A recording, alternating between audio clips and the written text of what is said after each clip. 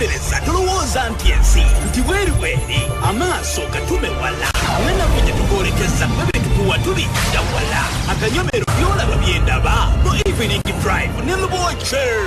kale obedda abantu batugamba nti NBS ensonga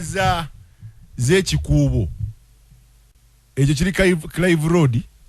nekiyitamu nekigwa ku supermarket ya Owen. Okiraba ekyo? Nkiraba. Eno side eno waliwo akakomera ka St James, eno side eno waliwo Toto Tata Owen, ekikuubo ekitwogerako n'ebizimbe ebimu awo. Kakati waliwo enkaayana, waliwo abagagga ab'omu JINJA abeetolodde kumpi awo bagamba nti abavubuka bano abayiribi kubanga nze bwe mbayita abayiribi essebo bizinensi bagibatutteko nti banagenda maaso n'okuzimba obuyumba babuzimba banagenda maaso n'okuteekawo abantu n'okukolerawo kijja kuleeta obuzibu nti business, that is a reality kubanga sanga twekweke ekiruma abagagga abeetolodde awo n'ebbaluwa bagiwandiise n'essomero ne bawandiika ebbaluwa ani yawandiisa omala ebbaluwa n'abagagga ne bawandiika abagagga baagala kugenda baweereza looya baweereza bolooya looya yaweereza abagagga beeyambisibwa Mugoya and Company Advocates ne bawandikira General Executive Secretary wa National Building Review Board Kampala nga mbagagga bano mulimu baleke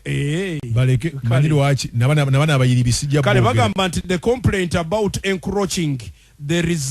the service line situated at Nalufenya Road that connects to Ninzam Road boy bagamba kakati ngenda chita mbufunzi sijja kirwako ebigambo byadde bingi abantu batusanga washimwe temukyogera ko yongera okuyitira mu kumabaluwa amalala tujja ko budde bujja kugenda kakati kisinga obukulu Rockie okutegeera baba gaga bagamba ndi ba customer ababo bajja kugwera muki mu arcade zino anti zino bino bugundi obu anti bajja kuva muli abandi badde bagula mu bizimbe bino abantu abandi badde bapangisa n'ebizimbe byabwe bagenda muki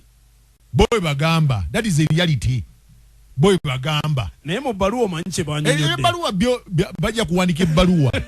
kati nze njogera what is on the mind of the person ali mu city ekiri ku bantu mu muwongo w'abantu abali mu kibuga what are they talking about byendaba byolaba oba nedda bo bagamba nti bana abagagga bagamba tufudde business zaffe zigenda kugwa n'ennyumba zaffe zigenda kudiba kati ndoza nkiterezezza that is a reality kakati ne beekwasa n'ensonga egamba etya gaga nti bannange wano wajja kujjawo insecurity ebyokwerinda nga mutaddewo omujjuzo gw'abantu kakati ngenze ku bayiribi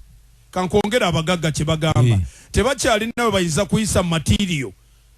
agenda ku site zaabwe nga bayita emabega eyo kakati abayiribi ne bongerako ne bagamba nti singa wabaawo ensobi omuliro ne gukwata ebizimbe bino nga fire police oba etaasa omuliro eyagala okuyingirayo eba emmotoka ezo fire brigade tezirina we ziyita kati abayiribi bagamba one mu kusooka zaali ziyitawo abayiribi babuuza ekyokubiri bagamba abayiribi nti ffe awo ekikuuba ekyo abavubuka which is a reality abavubuka babeeranga awo ne bakuba abantu obutayimbwa ne bakwata abantu embadiya ne bakwata abakazi ne bakwata abantu embadiya mu kikuuba ekyo abayiribi kye bagamba tukuwadde sayidi y'abagagga abalwanisa abayiribi n'abayiribi ne baanukula nga bagamba ffe tuli bavubuka abeeyiya tetubbye muntu yenna nabana abafumbiranga emmere mu bikuubo mu kikuubo ekyo n'abakubanga chapati baafuna dde emidaala ne bagamba n'ekirala nti practically emmotoka ziyitawo abayiribi oli n'abuuza bwe ziba teziyitawo zaatuleeteranga zitya omusenyu twagala NBS obere fair ku sayidi zonna kakati kye baakoze ne ba influencing essomero abagagga nze nsinzira ku bwino gwe nnina ne ba influence n'essomero n'essomero liwandiika ebbaluwa y'essomero kati abayiri binaga nti waki essomero teriyitire eri ku posita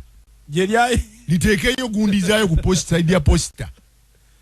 essomero ligambye nti petition over illegal allocation of kiosks along St. James Success Lane in St. James Square Jinja Southern Division nganti bana abayiri bagamba ttaka lyabwe did they build ku ttaka lya ssomero essomero twaliyingiddemu wa ontegedde ate bana abayiri bana basite bamuno Site Clark agamba